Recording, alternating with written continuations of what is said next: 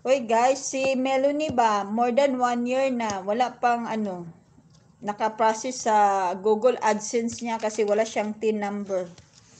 Para sa mga OFW, I don't know sa OFW.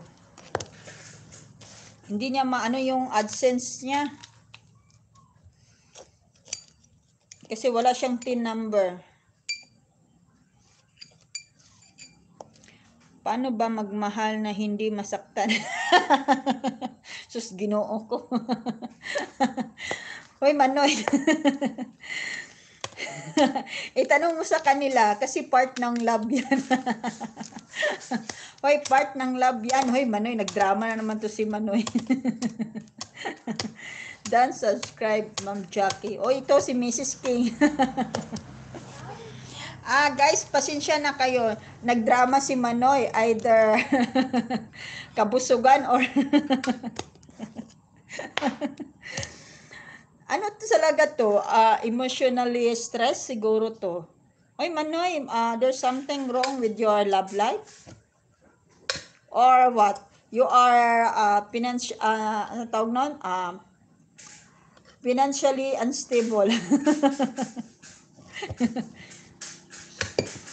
Sus, drama na naman tayo. Hoy, Manoy ba? May kabit ka siguro ba?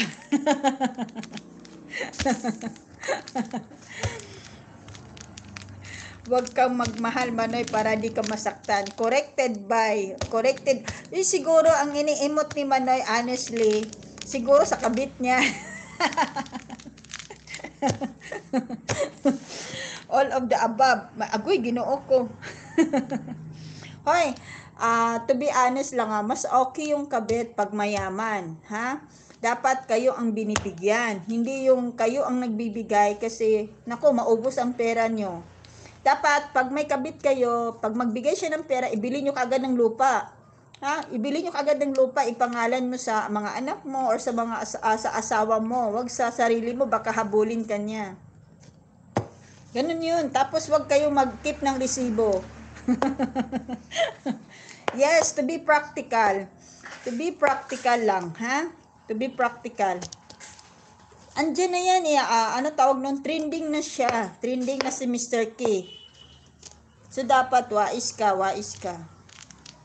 O, anhin mo yung, halimbawa, lalaki ka, may kabit ka, na babae. Tapos, yung kabit mo, mahirap naman. Doon ka na lang, pumunta ka na lang sa iba, yung mayaman, yung hindi naman madagdag sakit sa ulo. Yun lang yun. Ayaw ko ng ano tawag nun? Kung magkabit na lang ako tapos mas mahirap sa akin, ay naku, wag na. Habulin ko na lang yung pinakamayaman. Kaso wala namang mayaman na pumatol sa akin. Okay. Pag walang pera yun. Oy, Melanie.